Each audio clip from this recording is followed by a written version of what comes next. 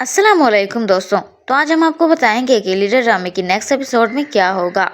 Episode एक खतरनाक मोड़ इख्तियार कर लेती है जहां मोहब्बत, सियासत, ताकत और इंतकाम एक दूसरे के आमने सामने होते हैं।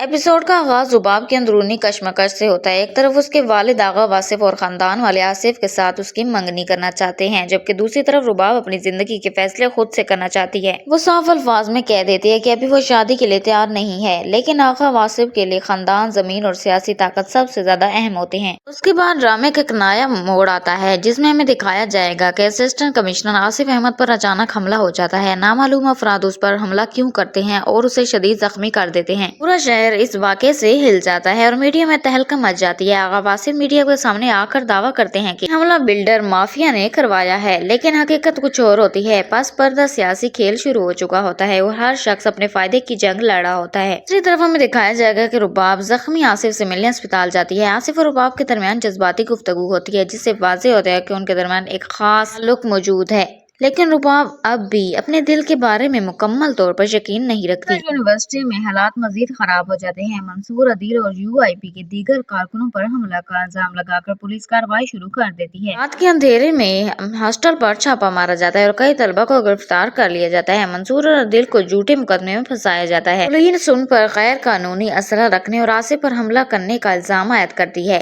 तफ्तीश के दौरान उन पर दबाव डाला जाता है कि वो जुर्म कबूल कर ले, लेकिन मंसूर डटकर खड़ा रहता है और मंसूर ये मानने से इनकार कर देता है कि उसने कोई हमला किया है। ऐसे मुश्किल वक्त में रुबाब सबको हैरान कर देती है। वो खामोशी से एक वकील का इंतजाम करती है और मंसूर समेत गिरफ्तार तलबा की जमानत करवा देती है। जब मंसूर को पता चलता है कि उसकी रिहाई के पीछे रुबाब है तो वो जज्बाती हो जाता है, क्योंकि उसके लिए आज तक किसी ने इतना ज्यादा कुछ नहीं किया। इसी दौरान हमें दिखाया जाएगा कि आगा वासिफ का असल चेहरा भी सामने आता है। वो बिल्डर माफिया को ब्लैकमेल करके अपने सियासी मफादात हासिल करते हैं और साबित करते हैं कि सियासत में असूल नहीं बल्कि ताकत और फायदा सबसे ज्यादा देखा जाता है। एपिसोड के आखिरी लम्हात सबसे ज्यादा खतरनाक है। मंसूर को यकीन हो जाता है कि आसिफ पर हमला उन्हीं लोगों ने किया था जो जुल्म के खिलाफ लड़ रहे हैं। वो ऐलान करता है कि अगर दोबारा मौका मिला तो वो पहले से ज्यादा सख्त जवाब देगा। दूसरी तरफ रुबाब के दिल में भी तब्दीली आना शुरू हो जाती है। वो महसूस करती है कि मंसूर सिर्फ एक सियासी कारकुन नहीं बल्कि एक ऐसा शख्स है जो अपने नजरियात के लिए हर कुर्बानी देने को तैयार है।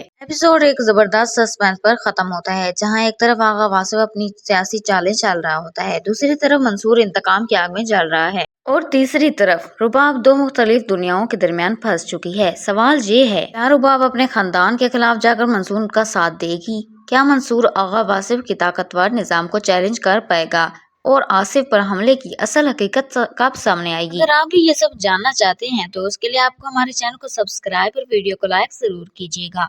मिलते हैं अगली एपिसोड के साथ। उतने तक के लिए अल्लाह हाफिज।